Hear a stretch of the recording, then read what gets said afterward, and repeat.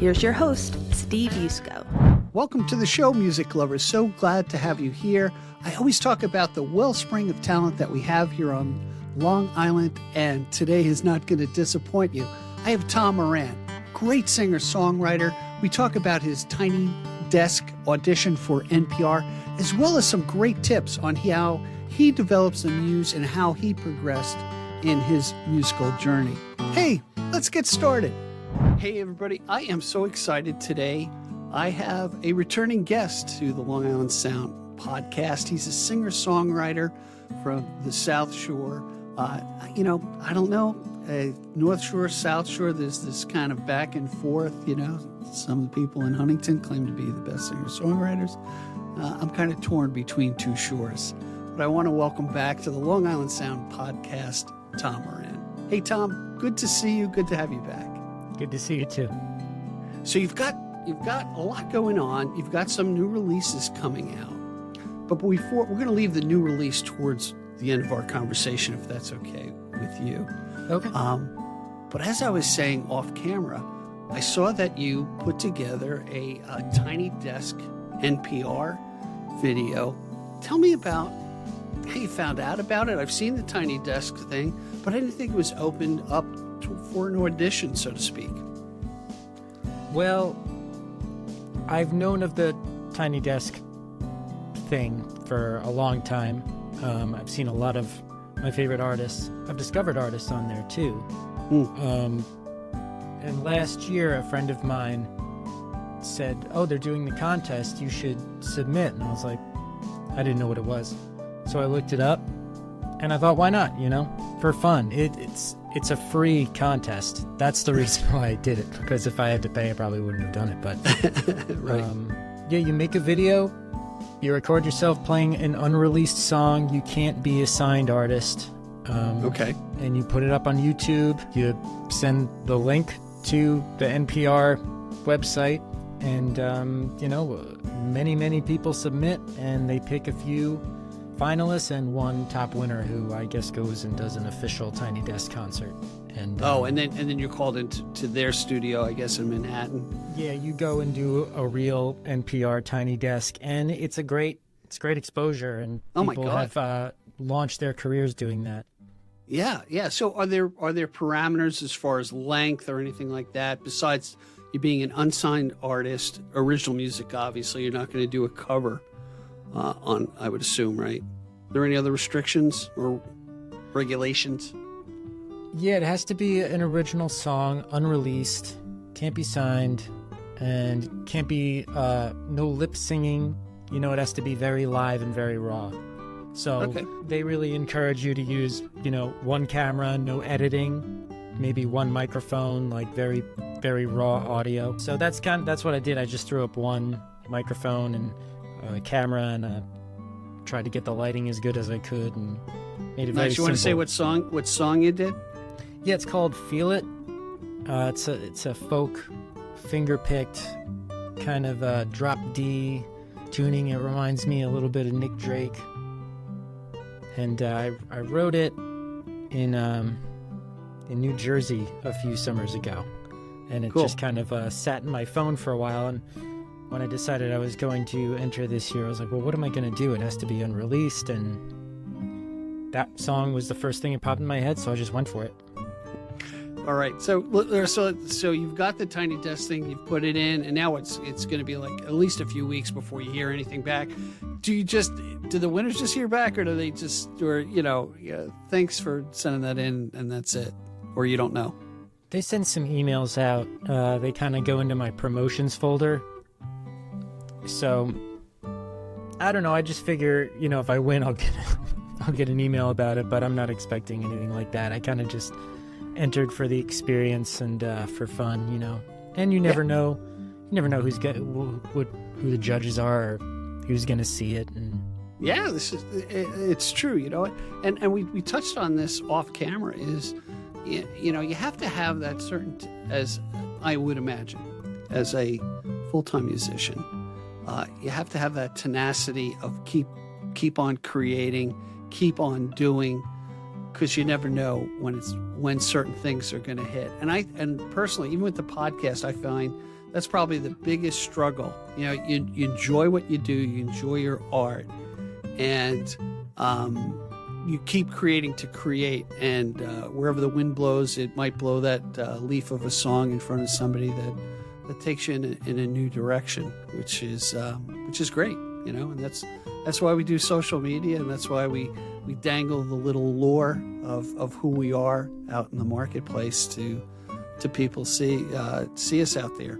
Now, I also had seen that played in two places. One I'm very familiar with, which is Industry in Huntington, and then you did something in Amityville. But tell me about what you did in Industry. It's a cute little place right just north of the Paramount on New York Avenue in Huntington Village. Yeah, Industry's really cool. I guess it was a while ago I did a show there, and it was just with a lot of local artists. It was a big turnout. And Amityville Music Hall, that was Christmas Eve.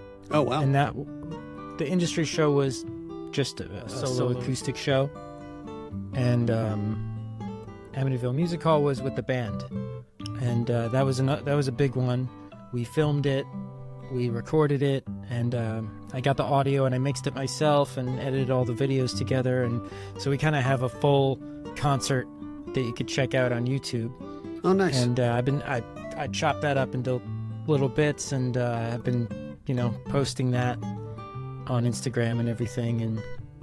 And 2 days ago I posted the one cover that we played, which was Mind Games. Okay. John Lennon, and the official John Lennon account shared it. Oh, really? Which was really cool. Yeah, it was really exciting. So that brought in some new followers and friends. I started talking to a bunch of people that came to my account through that. Oh, nice. Yeah. Yeah, I've gotten some guests through Instagram as well. My daughter's a great influencer, to me at least, on how to position it, and really just reaching out through Instagram itself, and I still annoy probably a hell of a lot of artists, which is like, I got to get you on the podcast. I keep throwing the invitation out, and hopefully I'll hook them. But it's a good medium to work in. It's just I find it so kind of fascinating. Now, Amity Hall, isn't that the one that's like kind of wide and on the second floor of a building, if I'm correct, or is it different? It's not on the second floor. It's Amityville Music Hall used to be called the Broadway, and I think it had a few other names too over the years. I probably played one of my first shows there. Okay. When I was 15. All right. And I've been playing there at least 2 or 3 times a year since. So it's kind of been like a home base, or the my circle of musician friends. It's been like our CBGBs. Nice. If not Beery's, it was there. So it is on the second floor, or it's not on the second floor?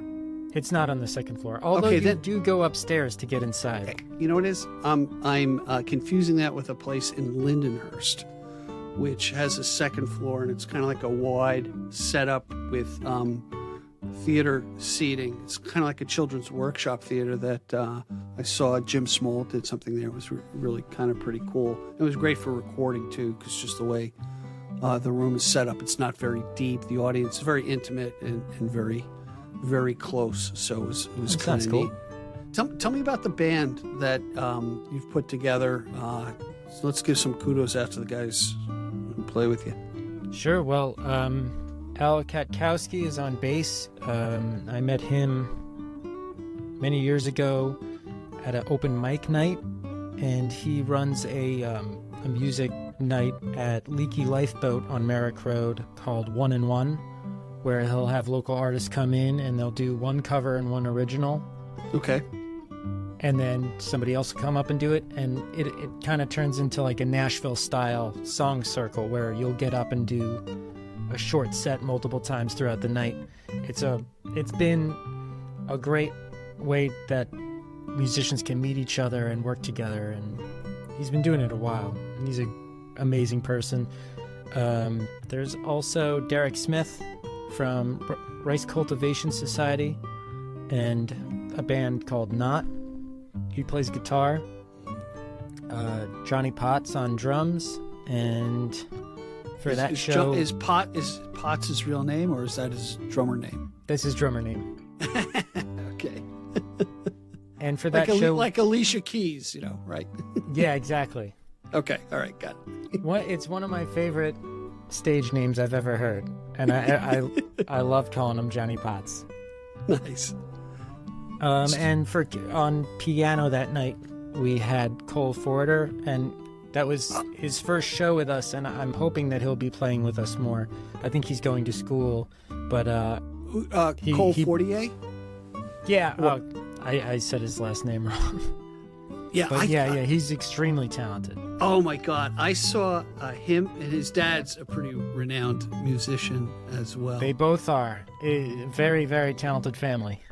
So I got a quick plug on them. I went to the Nirma group in Huntington, and they do a show every 6 months, a themed show. They have, 40, 50, 60 artists. And it's really just a really nice community of people. And I interviewed the two guys who run it, Tom Ryan and another guy named Steve, and his last name escapes me. And they spoke about the Fortiers covering Cat Stevens' Father and Son. And it was a father and son doing Father and Son. And let me tell you, when they did it, I got the chills. And then to watch, he is a true talent. It was amazing. He's like a Broadway singer's, type of guy. Mm-hmm. And the keyboard playing, and he played around with a couple of the other sets, and he was really amazing. So very fortunate to have him in the group. Yes. Hey, I want to talk to you about the open mic thing, because there's so many artists that I talked to that really got their boost or their courage by doing open mics.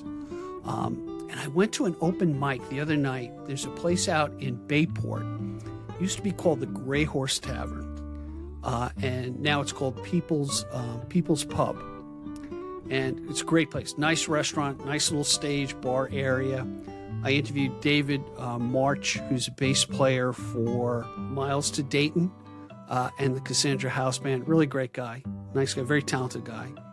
So he's like, oh yeah, I'm doing an open mic on such and such a date. I'm like, okay. He was like, it's only been reopened. By the way, the original owner of the Gray Horse now is the owner of People's Pub.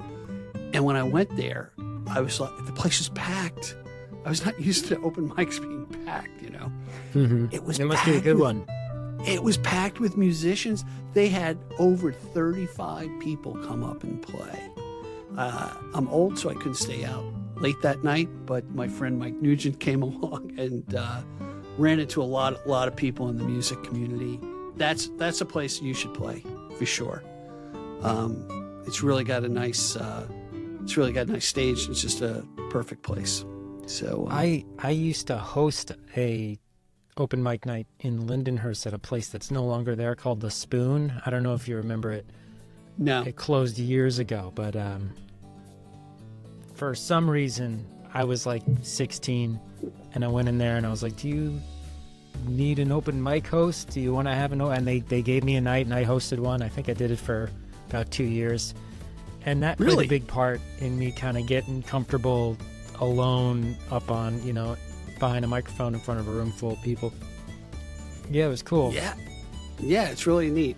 There's another one. We just did a showcase at Carney's in Amityville. Pete, who owns Carney's, used to own Katie Daly's back in the day on Montauk Highway in Massapequa. And he has another guy in who does open mic on Mondays. That's pretty good. They got a little stage area in their dining room that works out pretty well. Hey, let's do this, Tom. Let's just take a quick break. And when we come back, I want to talk about the new release that you're coming up right around the time that this episode's getting released. Hey, everybody, stick with us. I'm Steve Yusko, your host of the Long Island Sound. We'll be right back. Are you ready for the ultimate podcasting adventure? The Long Island Sound podcast offers you not one, but 2 ways to engage with our captivating content.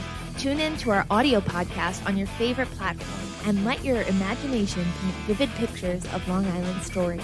Or if you're craving a visual feast, catch our video podcasts on Spotify and on the Long Island Sound YouTube channel. Double the options, double the excitement.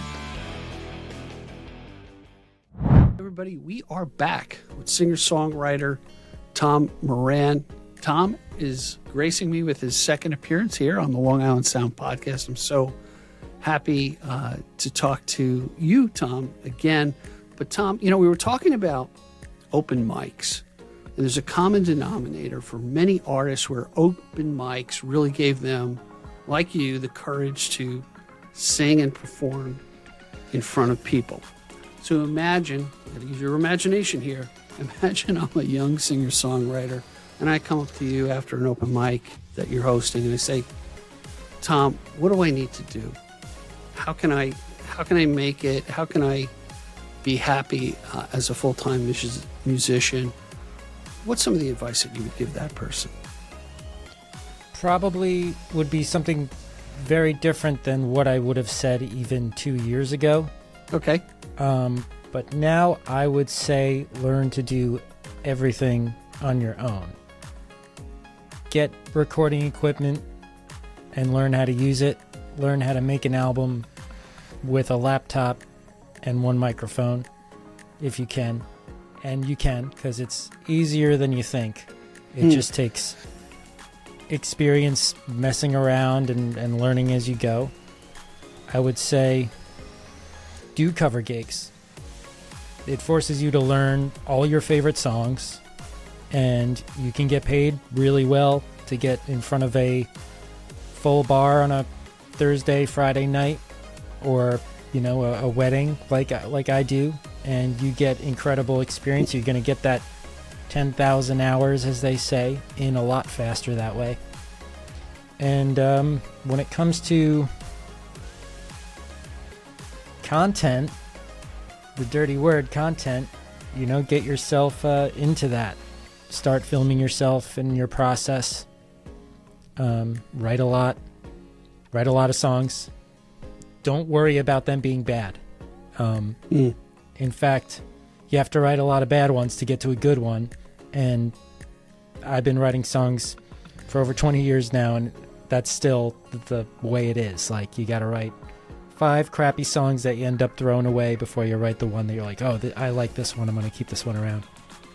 Yeah, you make a good point. I remember a creative writing class I took in high school, and one of the things that stuck with me was, hey, don't throw anything out.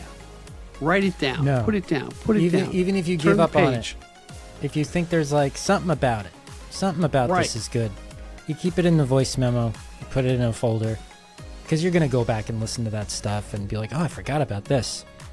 And maybe now you have an experience where you're like, you could take it in a different direction, or you know what to do.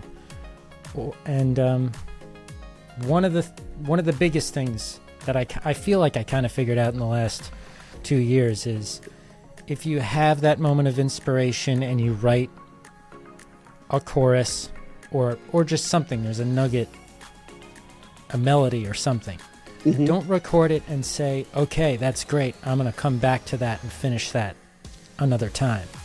Finish the song that night. In the moment. If it's it's often 1 a.m. for me, and then I end up staying up till 3 a.m. trying to finish the song. It's just a first draft. Get the first draft done.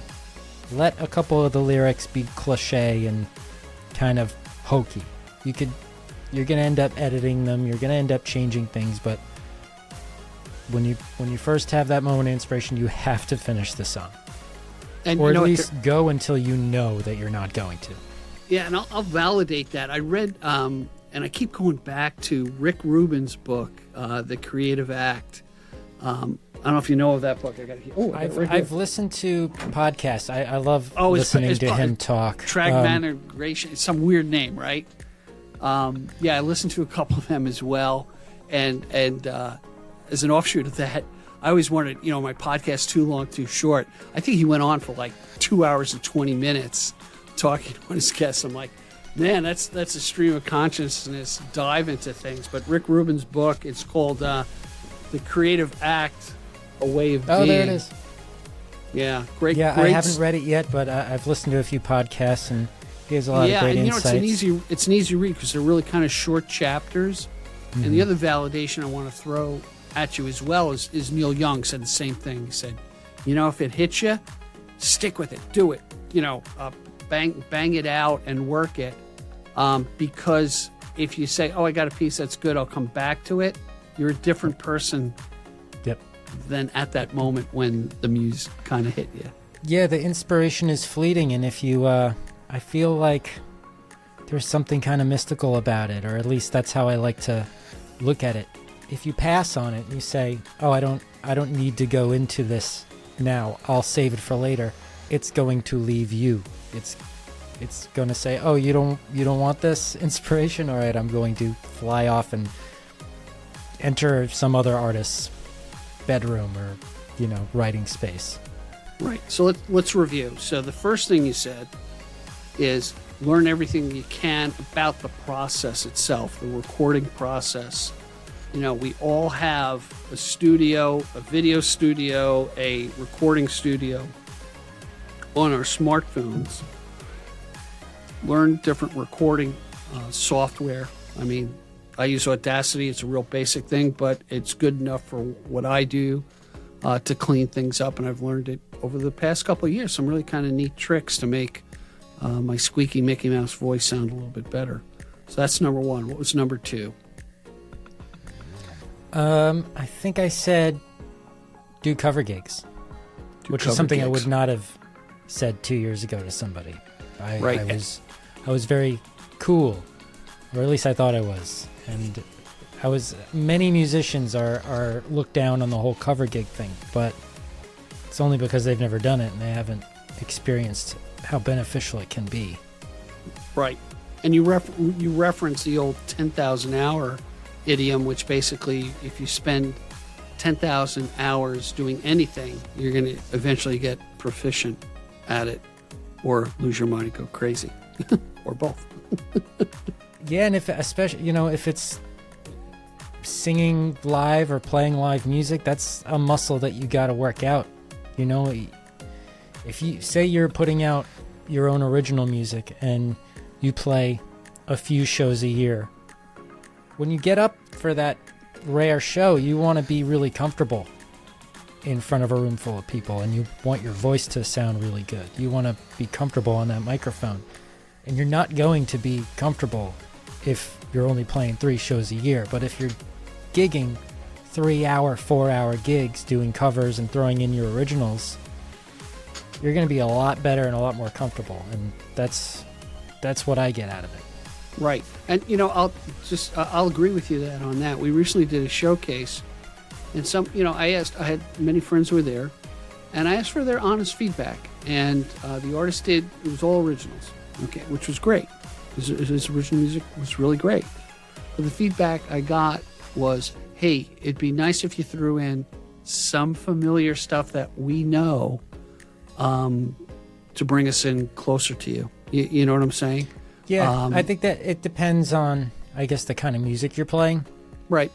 For me, as the singer-songwriter with an acoustic guitar, or if I have the band, it's like kind of a classic rock vibe. I think playing 1 or 2 covers is a smart thing to do. Right. Right. It gives that familiarity, and it makes it's welcoming. But I agree with you on because I've heard the term this is the era of the tribute band, which yeah, it seems to be, especially here on Long Island for sure.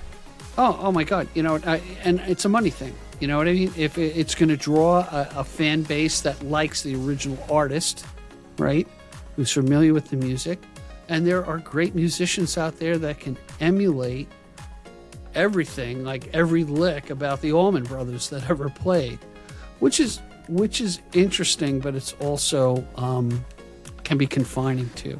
I think a certain aspect, but money drives many things, and people want what they want. I get it. Like, people want to go out and they don't want to go hear some obscure band they've never heard of before. They have no reason to trust that they're going to be any good.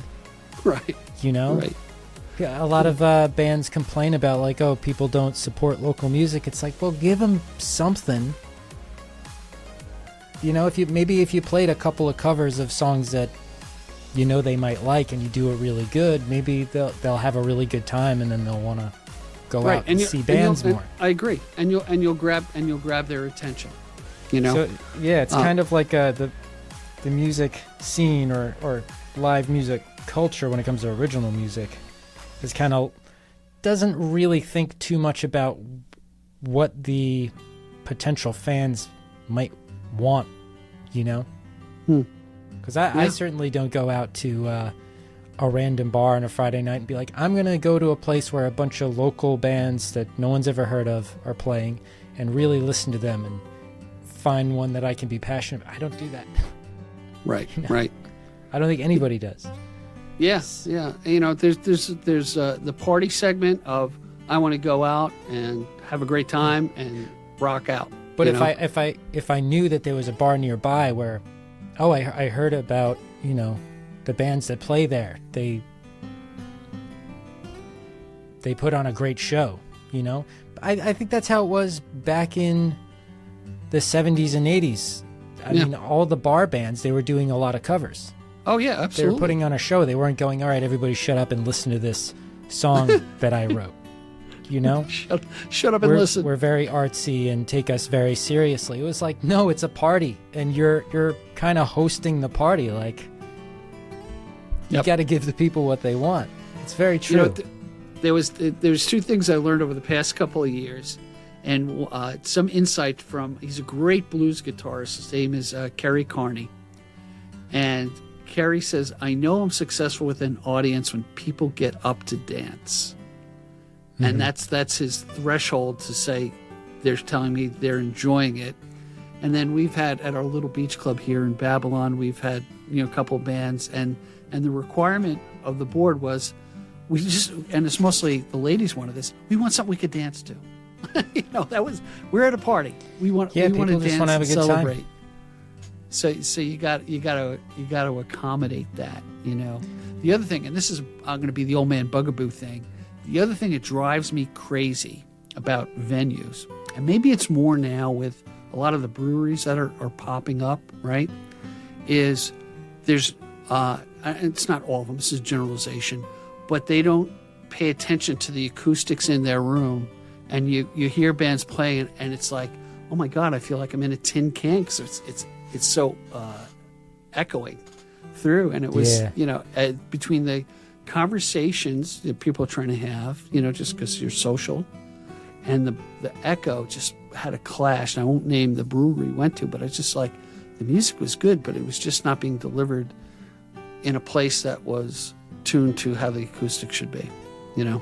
Yeah, I guess it's kind of an afterthought. Yeah, right. Yeah. Yeah. But if they listen to the podcast, that's the advice I'm giving you guys who own breweries, you know, because I drink beer and I give good advice. So, hey, tell us about the new release that's coming out. Tell me how it came about. When did you write it? And are you releasing just that song, or are you combining it in an EP, or what's your process? Sure. So it's called New Daze. Daze spelled Daze. Okay. And I released my debut album a few years ago, and then I spent all this time recording the follow-up album in a studio, putting a lot of work into it, a lot of overdubs, a lot of layering, a lot of redoing stuff, a lot of back and forth, waiting for mixes, waiting for mix revisions. And all during that time, I'm at home and I'm producing stuff on my own and kind of getting better at producing music myself. And I guess my tastes may have changed, or maybe I fell out of love with all those songs because I spent so much time working on them. Right. But I got to a point where I would listen to the mixes of that second album that I was working on, and I just didn't feel anything anymore. And I don't want to release anything that I don't really feel anything about. Sure.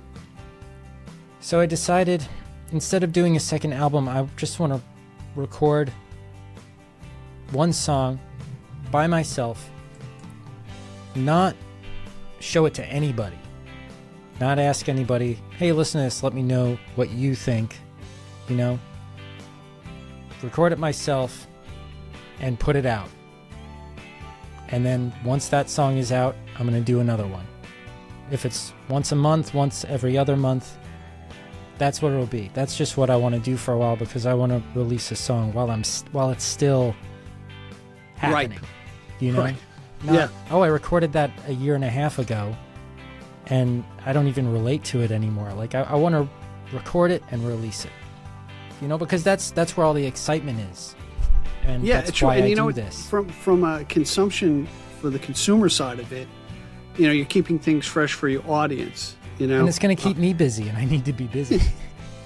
Well, you know, I found we're going to listen to the song in a moment. But what I found interesting, one, I love it's you playing harmonica, correct? Yeah, this one is very folky. I really wanted to do something that was a bit more stripped down. Mm-hmm. And I picked that song. I honestly, it's one of those songs I don't remember writing. I think I wrote it very quickly, and it just was in my phone. I don't even know what it's about, to be honest. That's good. That's cool. Yeah, it just kind of came together. I think it's about kind of new beginnings, letting go of the past, kind of looking forward at the unknown and being like, okay, it's unknown, and that it is what it is, and I'm going to stop being afraid of it. Right. I think that's what it's about, but it's open to interpretation. Well, my impression was very, very hopeful. I do like how you orchestrated it with beginning with the harmonica, and then I think you ended with some strings in that. Am I correct? Yeah, strings come in at the end. Which is great, because it really juxtaposes two aspects of the song. You know, your finger picking in that. You're coming in with harmonica, so that's a very folksy type of thing, and then it becomes, for me, a little more ethereal at the end, which has strings to me give, at least in this song, to me, my impression, a mystery. You know, as far as looking hopeful, because strings kind of just linger out, you know, in the airwaves. So that was, for what it's worth, that's an old man's impression. I was going for a bit of a. I love writing string parts. Okay. And I love music that has strings, especially, you know, like older music that you know, it's a rock band, and then they have like an orchestra playing with it. I've always loved that. So sometimes if I hear it in my head, I can't help but add strings to a song. Nice. And the song has it's very simple. It has two acoustic guitars. One is on the right, one is on the left, and they're both playing different things. So it kind of has this dance happening there. And the harmonica, there's a very simple bass part, and then the strings, and that's about it. Yeah, no, it's a beautiful song. So without further ado, hey everybody, check out New Daze. We'll be right back after the song.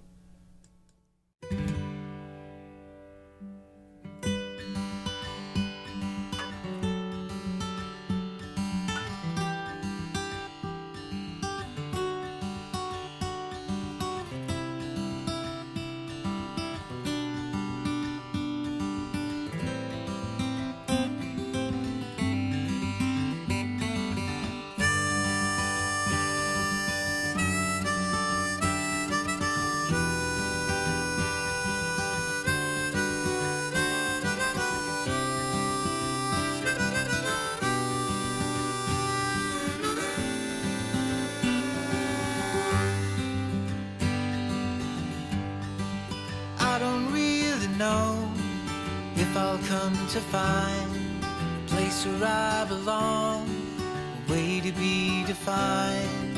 If I never do, I don't mind.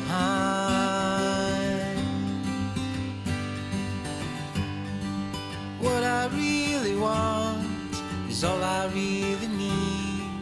A little bit of shelter, sit around and dream. But if you take a seat, I will be kind.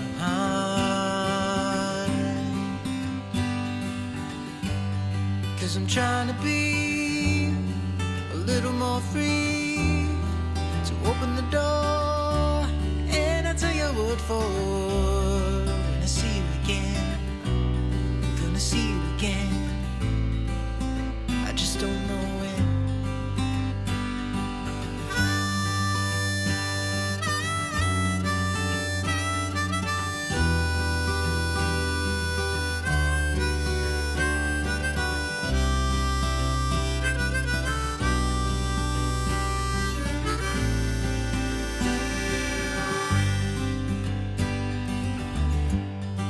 Some things never change, but some things always do. So I don't really have a solid point of view.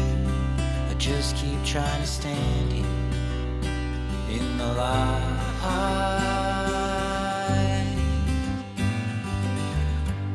So I'm giving you up to new craze, then I'm living it up in a new daze. It's just a matter of time.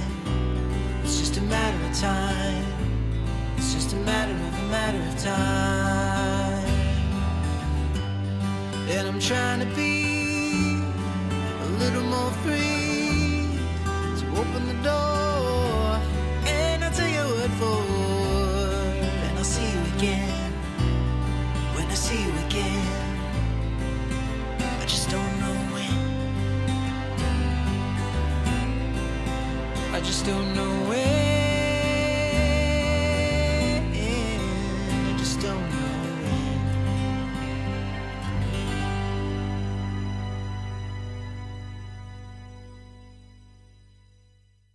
Hey everybody, we are back with Tom Moran. Tom, I'm really excited about the new releases that you have out. I like the approach you're taking of churning out these ice cream cones of songs every so often to keep everybody engaged. So I wish you all the best. What do you got coming up in the near future? Well, the song is coming out March 6th. It already has gotten its premiere, though. About 2 days ago, Stony Brook, their radio station, gave the song its first spin on the air. Nice.